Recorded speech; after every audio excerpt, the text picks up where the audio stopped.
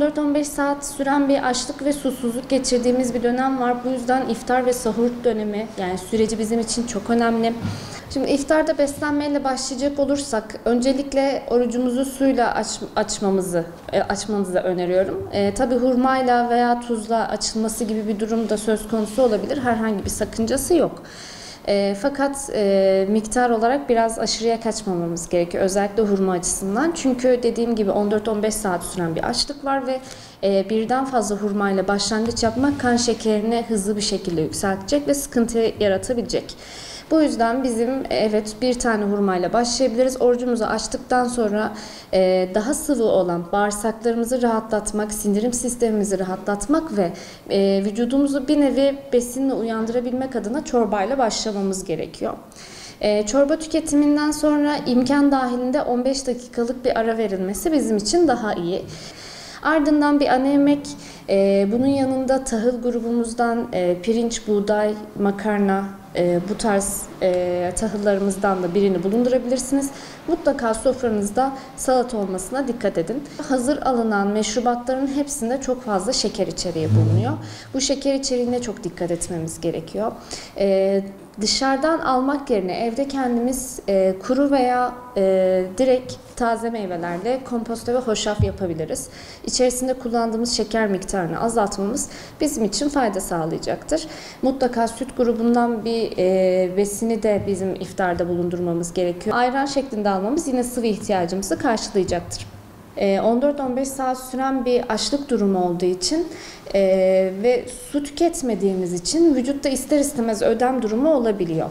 Yemeklerimizde çok fazla tuz kullanmamız durumunda maalesef bu ödem durumu daha da fazla artıyor ve su ihtiyacımızın daha fazla artması gerekiyorken biz su tüketimimizde azalttığımız bir dönemde olduğumuz için sorun çıkabiliyor. Bu sebeple yemeklerde kullanılan tuz ve baharatın biraz azaltılması gerektiğini düşünüyoruz. Özellikle acı baharatların biraz azaltılması gerekiyor. Bunun dışında yemek hazırlarken kullandığımız yağ miktarını yine normal koşullarda olacak şekilde hazırlamamız lazım. Aynı zamanda yemekleri hazırlarken daha doğal yöntemler, fırında haşlama, tencere yemeği, buğulama gibi seçenekleri ön planda bulundurmamız gerekiyor. Bizim açımızdan daha büyük fayda sağlayacaktır. Süt grubumuz, et grubumuz, tahıl grubumuz ve sebze meyve grubumuzun mutlaka hem iftarda hem sahurda bulunması gerekiyor. Buna özenle dikkat etmemiz gerekiyor. Aslında bizim için iftar ve sahur arasında en önemli şey su tüketimimizi, su ihtiyacımızı o dönemde karşılamış olmak.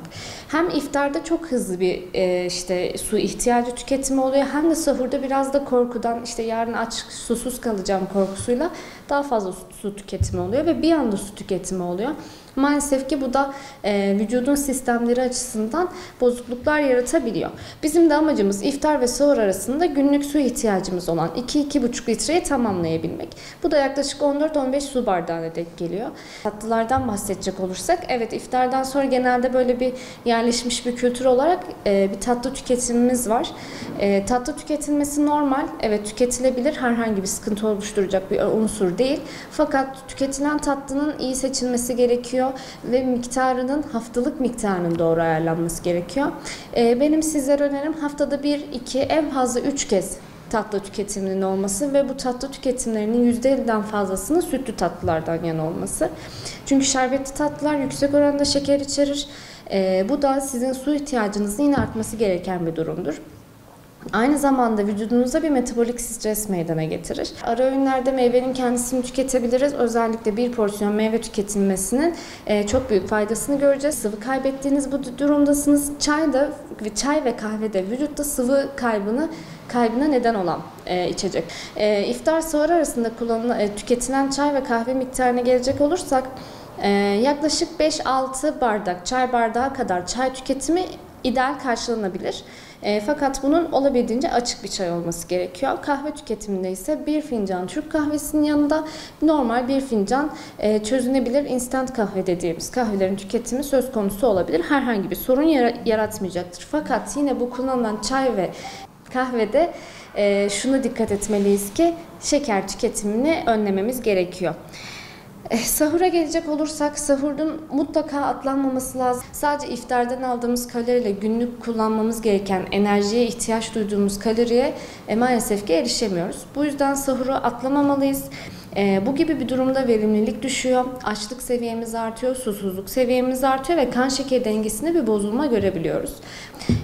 Sahurda kahvaltıda tercih edebilirsiniz. Evet, ben yemek yemek istiyorum diyorsanız da yemek tercihi de yapabilirsiniz ama çoğunlukla bizim önerdiğimiz kahvaltı seçeneğidir.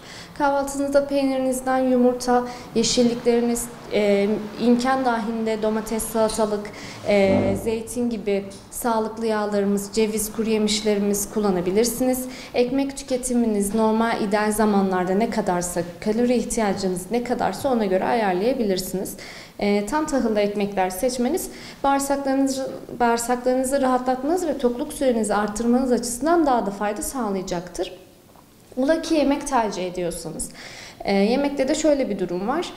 Mutlaka yine bir çorbayla veya sıvı bir öğünle başlamanız çok daha avantaj sağlayacaktır. Çorba yoksa mesela cacık gibi bir durumla başlayabilirsiniz.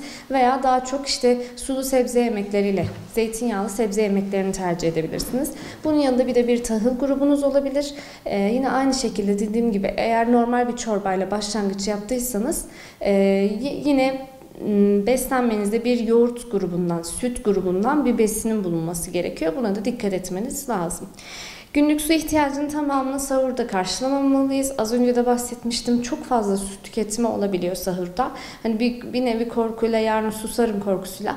Ne kadar su içilirse vücut o kadar suya ihtiyaç duyduğundan dolayı daha çok bir susama mekanizması gösterebilir. Bu yüzden ideal aralıklarda su içmek ve bu ideal aralıktaki suyu gün içerisine, yani besin tüketilebilecek zaman içerisine yaymak her zaman daha avantajlıdır. Sahurdan sonra ise en az 30-35 dakika sonra uyunması gerekiyor.